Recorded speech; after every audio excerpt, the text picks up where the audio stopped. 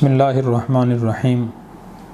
نبی کریم صلی اللہ علیہ وسلم نے اپنی تعلیمات میں جن باتوں پر بہت زیادہ زور دیا ہے ان میں سے ایک تعلیم اور ہدایت آپ کی یہ بھی ہے کہ المسلم من سلم المسلمون من لسانہ ویدیہ، کہ اصل مسلمان وہ ہے جس کی زبان اور ہاتھ کی تکالیف سے دوسرے مسلمان محفوظ رہیں۔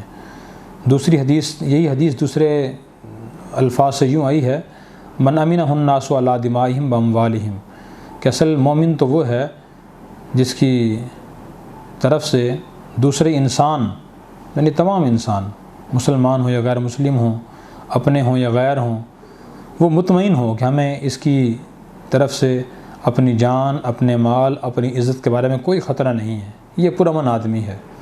اس سے معلوم ہو کہ مسلمان کو تمام مخلوق کے لیے امن اور سلامتی کا باعث بننا چاہیے، تکلیف کا، پریشانی کا باعث نہیں بننا چاہیے۔ آپ صلی اللہ علیہ وسلم تو جانوروں تک کی تکلیف کو بھی گوارہ نہیں فرماتے تھے، اور کسی وقت پتہ چلتا کہ فلاں شخص نے کہ جانور کو تکلیف پہنچائی ہے تو آپ اس سے بھی ناراض ہوتے تھے۔ چنانچہ حدیث پاک میں کچھ واقعات اس قسم کے آئے، میں بیان کرتا ہوں۔ صحیح سنن ابی داؤد میں ایک واقعہ ہے کہ نبی کریم صلی اللہ علیہ وسلم ایک مرتبہ ایک انصاری شخص کے باغ میں داخل ہوئے تو وہاں ایک اونٹ بندھا ہوا تھا۔ آپ صلی اللہ علیہ وسلم کو دیکھ کر وہ اونٹ رویا، آپ اس سے قریب گئے، آپ نے اسے کانوں پر ہاتھ پھیرا اور پھر وہ خاموش ہو گیا۔ تو آپ نے پوچھا کہ یہ اونٹ کس کا ہے؟ ایک انصاری نوجوان نے عرض کیا کہ یا رسول اللہ میرا اونٹ ہے۔ تو آپ نے فرمایا کہ اس اونٹ نے مجھ سے شکایت کی ہے، یعنی آپ کا یہ معجزہ تھا۔ جیسے سلیمان علیہ السلام جانوروں کی زبان اور ان کی بولی سمجھ لیا کرتے تھے، اسی طرح آپ صلی اللہ علیہ وسلم بھی سمجھ گئے کہ اس اونٹ نے مجھ سے شکایت کی ہے۔ کیا شکایت کی ہے؟ آپ نے فرمایا کہ اس نے مجھے یہ شکایت کی ہے کہ تم اس سے کام بہت زیادہ لیتے ہو اور تم اس کو خوراک بہت کم دیتے ہو۔ پھر آپ نے فرمایا کہ افلا تتق اللہ فی ہذہ البہیمۃ التی ملکک اللہ ایاہا، جس جانور کا اللہ نے آپ کو مالک بنایا ہے، کیا تم اس کے بارے میں اللہ سے نہیں ڈرتے؟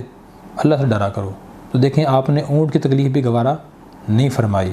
آپ صلی اللہ علیہ وسلم کے زمانے میں سواریاں اونٹ، گھوڑے، گدھے، خچر یہ ہوتی تھیں، تو بعض لوگ دوران سفر سواری پر بیٹھے ہوتے، کوئی ملنے والا قریب آتا تو وہ اپنی سواری بیٹھے بیٹھے اس سے گھنٹوں باتیں کرتے رہتے، سواری روک کر۔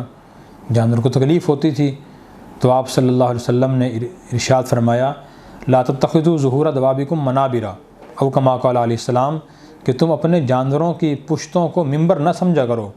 جس طرح ایک آدمی ممبر پر کرسی پر کافی دیر بیٹھا رہتا ہے اور کرسی ممبر کو اس سے کوئی فرق نہیں پڑتا، تو ممبر نہ سمجھا کرو، بلکہ جب تمہیں سفر کرنا ہو تو سواری پر بیٹھ سکتے ہو، کسی سے بات چیت کرنی ہو تو سواری سے اتر کر بات چیت کیا کرو۔ اسی طرح آپ صلی اللہ علیہ وسلم نے اپنی امت کے لوگوں کو متنبہ کرنے کے لیے فرمایا دخلت الامرأة النار فی حرۃ نبتتها فلم تطعمها ولم تدعها تأکل من خشاش الارض۔ صحیح بخاری کی حدیث ہے۔ آپ نے فرمایا کہ بنی اسرائیل میں ایک عورت تھی، اس نے ایک بلی کو بند کر دیا تھا، معلوم نہیں کس وجہ سے بند کیا، شوقیہ طور پر رکھنے کے لیے بند کیا تھا یا کوئی نقصان بلی نے کیا، اس نے بلی کو بند کر دیا، نہ اسے کھلایا نہ پلایا، نہ چھوڑا کہ وہ گڑے مکوڑے کھائے گزارا کر لیتی، اور بلی اسی حال میں مر گئی۔ تو اللہ تبارک و تعالیٰ نے اس عورت کے جہنم کا فیصلہ فرما دیا کہ یہ عورت جہنم میں جائے گی۔